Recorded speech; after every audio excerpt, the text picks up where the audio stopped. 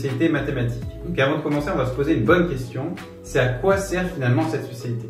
Donc déjà, elle va te servir bien sûr à développer ton raisonnement, ta logique, ta rigueur. Elle va te permettre aussi de poser les bases mathématiques qui te serviront si tu as la chance de continuer à faire des mathématiques dans le supérieur.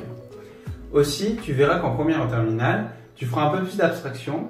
Et finalement, si tu aimes cette matière, c'est là où réside la réelle beauté des mathématiques. Donc tu verras, tu devras te faire plaisir. Aussi, en termes de débouchés, en termes de métiers, qu'est-ce que tu peux faire avec cette spécialité? Tu as énormément de métiers qui sont liés aux mathématiques.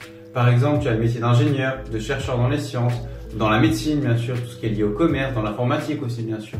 Bref, tu as énormément de métiers qui sont liés aux mathématiques. Maintenant, peut-être que tu te demandes, est-ce que moi j'ai le niveau pour intégrer cette spécialité? La meilleure chose, c'est que tu demandes à ton professeur. Mais bien sûr, on ne demande pas que tu aies 20 sur 20. Ce qu'on te demande finalement, c'est que tu sois assez costaud sur les méthodes et les notions que tu as vues en seconde. Si c'est le cas, normalement tu réussiras en première. Maintenant, justement, quel est le contenu de la spécialité en première et en terminale? Tu vas voir que tu vas avoir plein de petites nouvelles notions et de nouvelles méthodes que tu vas devoir maîtriser. Par exemple, en première, tu as la notion de suite, d'équation du second degré, de dérivée. Bien sûr, tu vas continuer à faire de l'algorithmique. Aussi, en terminale, tu verras la notion de limite, de continuité, d'équation différentielle. Bref, tu vas avoir plein de nouvelles notions qui vont te servir à résoudre des problèmes un peu plus complexes que ce que tu as pu faire jusque-là. Maintenant, les mathématiques, elles ont une place un peu particulière au lycée. Pourquoi? Parce que tu as la possibilité de choisir une option en terminale. La première option, c'est l'option maths complémentaire.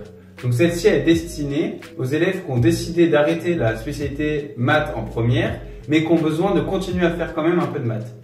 Dans cette option, tu vas faire des maths peut-être un peu plus concrètes qu'en spécialité en terminale. Et tu as une deuxième option, c'est l'option maths experte. Donc celle-ci, bien sûr, elle s'adresse à des élèves qui ont besoin de faire des mathématiques qui sont un peu plus complexes. Maintenant, l'épreuve du bac. Comment se déroule l'épreuve du bac? Eh bien, il y a toujours 4 exercices. Bien sûr, l'épreuve dure 4 heures. Donc, tu dois faire plus ou moins 1 heure par exercice. Un des exercices, en général, c'est un QCM. Et les autres exercices, tu verras, c'est des exercices très classiques. Donc finalement, si tu es bien préparé, si tu as été sérieux et rigoureux dans l'année, tu n'auras pas de surprise parce que c'est des exercices types. Donc finalement, moi je peux que te conseiller de suivre cette spécialité. Parce que comme on l'a dit, il y a énormément de métiers qui sont liés à cette spécialité. Et tu verras que si tu es sérieux, si tu es rigoureux, tu n'auras pas de surprise au moment du bac.